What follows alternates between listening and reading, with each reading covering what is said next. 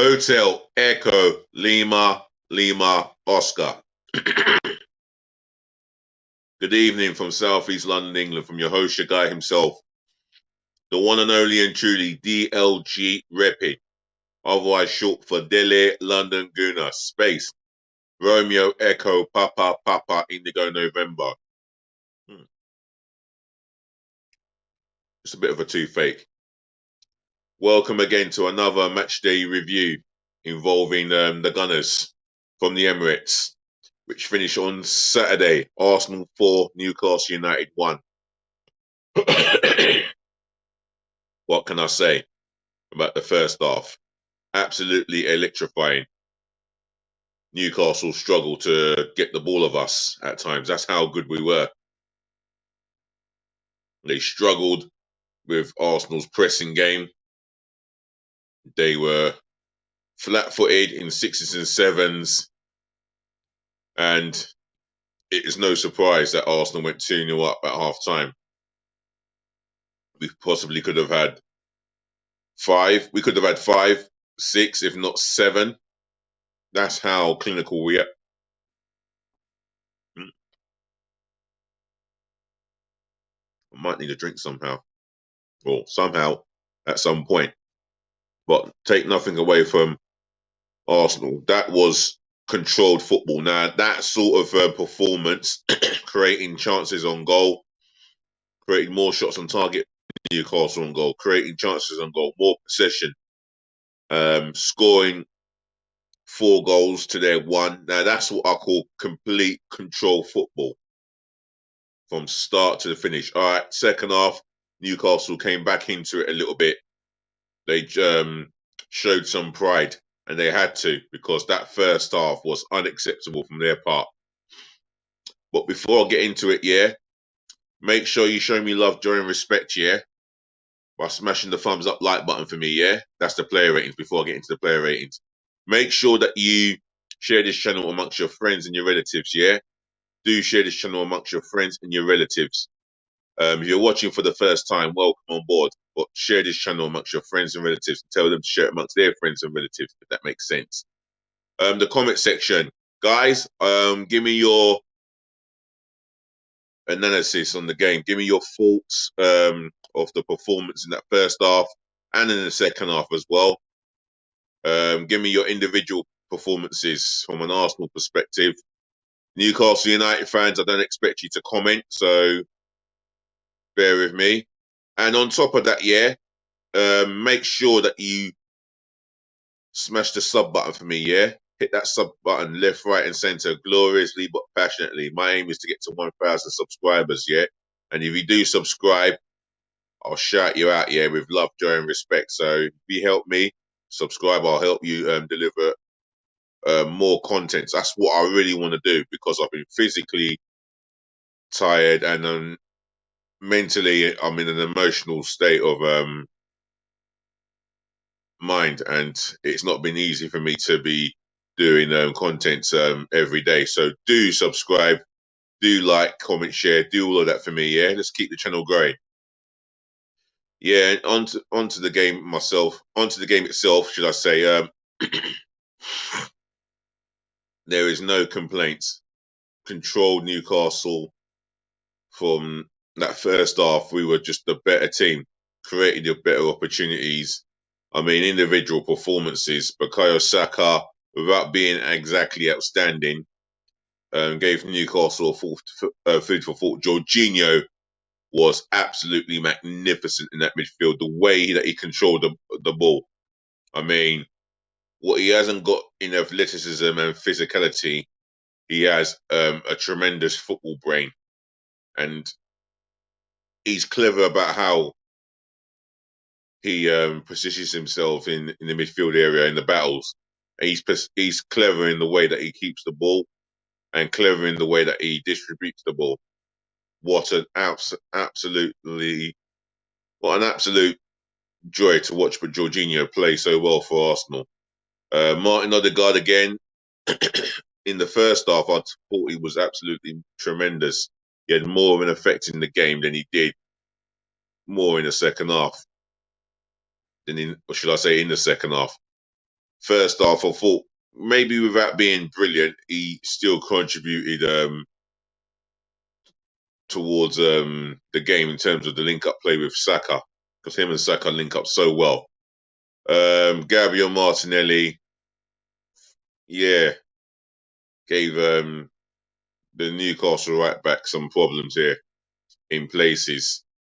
And for William Saliba and Gabriel dos Santos Magalhaes, yeah, no, it was a quiet evening, you know. I mean, allowing, well, I think it was Benjamin White that allowed Isaac to have Newcastle's first shot on target, which was well saved by Daria. But that being said, Arsenal always had the game under their control. The goal of the game for me was Bukayo Saka. What a goal! What a goal itself.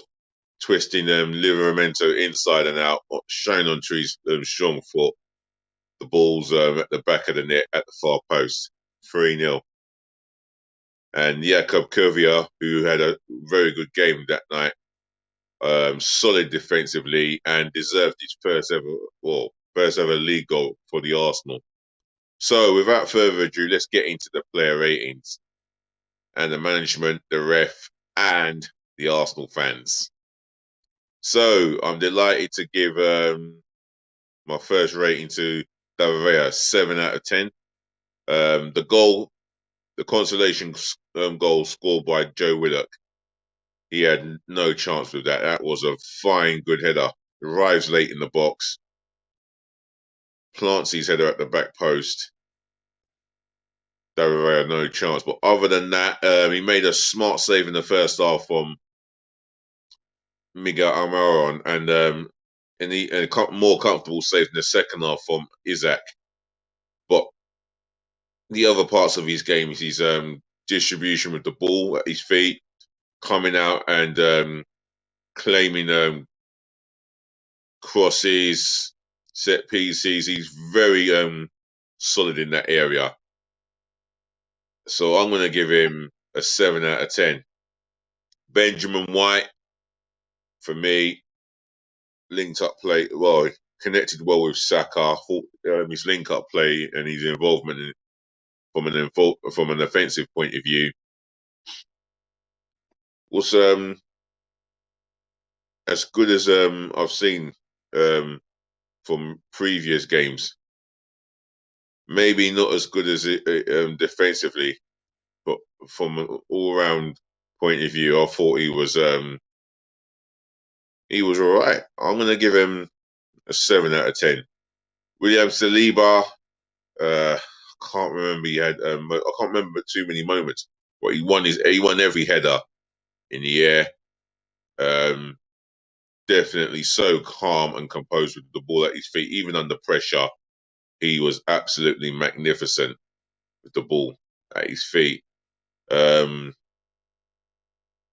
brings a calming assurance into the back line, and we missed him throughout the business end of the season. I'm going to give him a 7. Gabriel dos Santos Magalhaes, again, absolute solid. Didn't need to be rugged. I mean, it was an all-round comfortable game for him.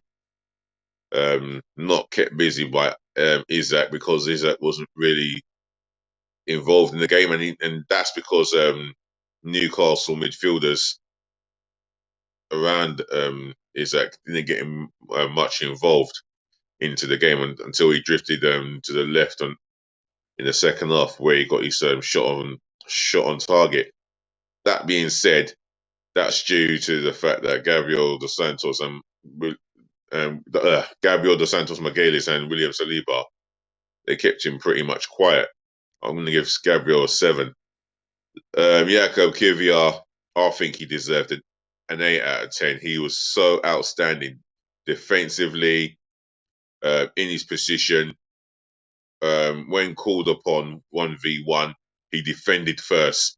When he had the ball, he always fought defend first.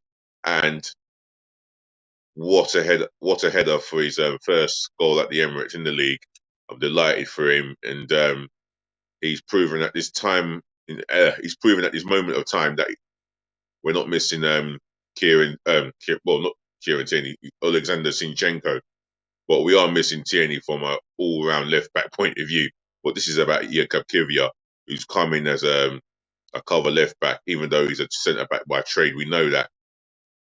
For me, it's one game at a time, but I'll praise him for this one.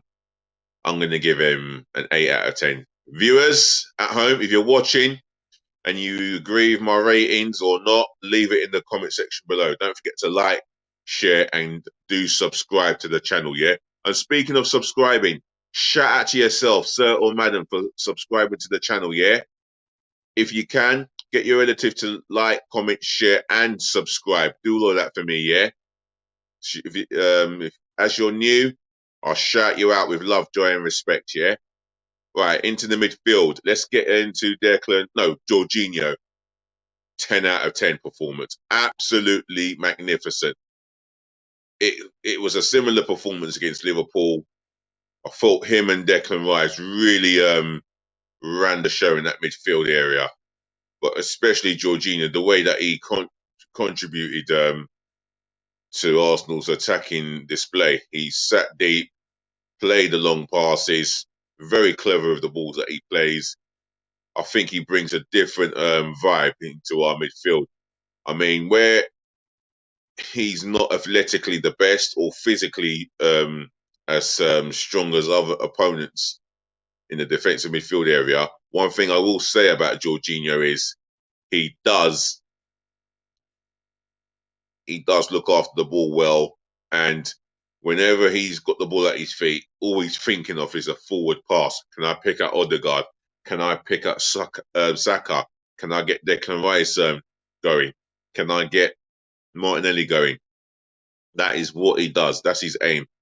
And for me, he looks after the ball tremendously well. I thought he was absolutely outstanding. 10 out of 10, my man of the match. Martin Odegaard, pressed well from the front, led by example in that sense, in terms of the pressing. Linked up well with Saka. I mean, in places. I'm going to give him a 7 out of 10. It's the other one. Don't tell me. Oh, Declan Rice. Again, magnificent. An assist for Jakub Kivior's goal. Winning his interceptions all over that park. He was just absolutely solid. I'm going to give him an 8.5 out of 10. I thought he was tremendous. Back to his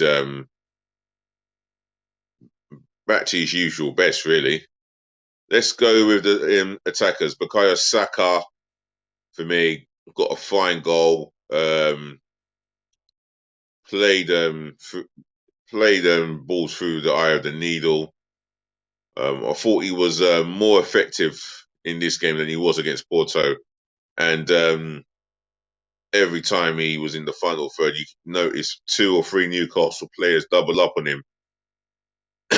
What I would like to see him do is really beat a man, beat Livramento a lot more. But that being said, he contributed to Arsenal's best offensive play in the first half. So I'm going to give him a 7 out of 10.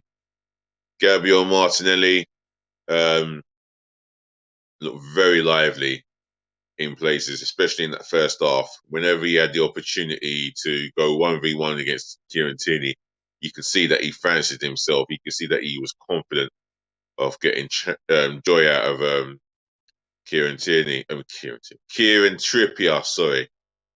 The KTs, eh? But I would give him a 7 out of 10 because I think he made a goal for Kai Havertz. And speaking of Kai Havertz, well, what a performance! He imposed his physical presence into the game.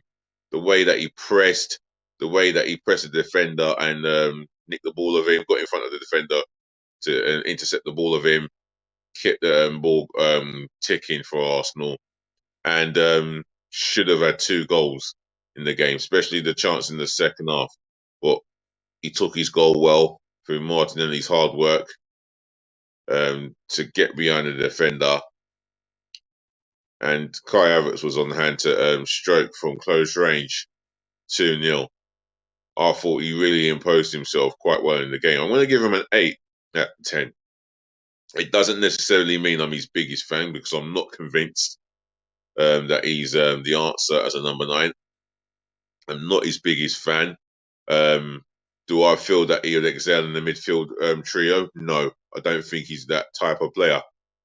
He's not programmed in that way. So I want more quality in that area of the midfield. But one thing about Kai Havertz as a false 9, he has the ability to be more effective in that area than he does in the midfield. I'm going to give him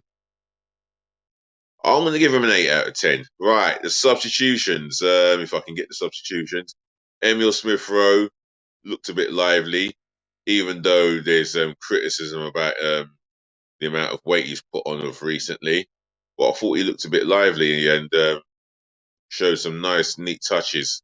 6 out of 10. Eddie Nketiah, he had enough time to make some impacts, and I didn't really see it as such. I'm going to give him. I'll give him a standard 5. Reece Nelson, again, maybe in places he had touches of the ball, but not too many touches of the ball, if you get what I'm saying. 5 out of 10. Who's the other substitution? I've said Smith Rowe. Trossard. No, Trossard started. Or no, he came on as a sub. Who came on for Havertz? Eddie Nketiah. Nelson came on for Saka. I think Declan Rice. Oh, Mohamed El Neni. Didn't think he had enough time to make an impact as such, so I won't mark him. Mikel Arteta. Well, what a response! He's obviously had a big chat with them during the week. Obviously, as he's allowed them the rest, but he's allowed them a rest after the talk they had in the meeting.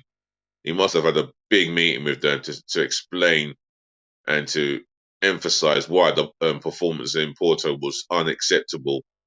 Why they didn't show less fear in pressing Porto.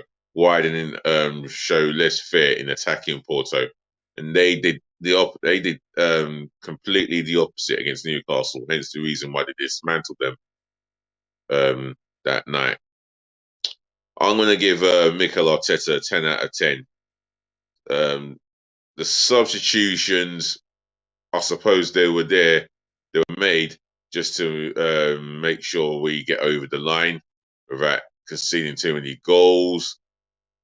The first half display, you could see they were running. The players were performing for him like they wanted to run through brick walls for him. I'm going to give him a 10 out of 10. The referee, I don't know about. Well, Martin Odegaard committed a yellow card offence, but on another day he could have turned around to Odegaard and said, "Look, it's 8 minutes in. I don't want to book you. No more of it. We get on with the game." And get on with the game. Well, get on with the game. Odegaard did, but he couldn't get on with the game without escaping a yellow card. But that being said, it wasn't a nasty game. It was a nasty game of football. Both teams. Arsenal were the team to be on top of this fixture, and on top of the fixture they were. But that being said, the referee did not make it all about him. Nowhere near making it all about him. I'm going to give the referee 6.5. The Arsenal fans, in their full voices, over 60,000 turned up at the Emirates. Well done to those. Shame I couldn't make it, but it's another story. For me, I'm going to give them a 10 out of 10. Came in their droves, got behind the team, responded to Martin Odegaard jeering them up, and I think in that first half they had a lot to say in terms of Arsenal playing that electrifying pressing game. So well done to the Arsenal fans. Very vocal that night and electrified. 10 out of 10. Wow, what a player rating. Hey, what a player rating this evening. I'm quite happy with myself. So, once again, it's always a pleasure to do a match review for the Arsenal.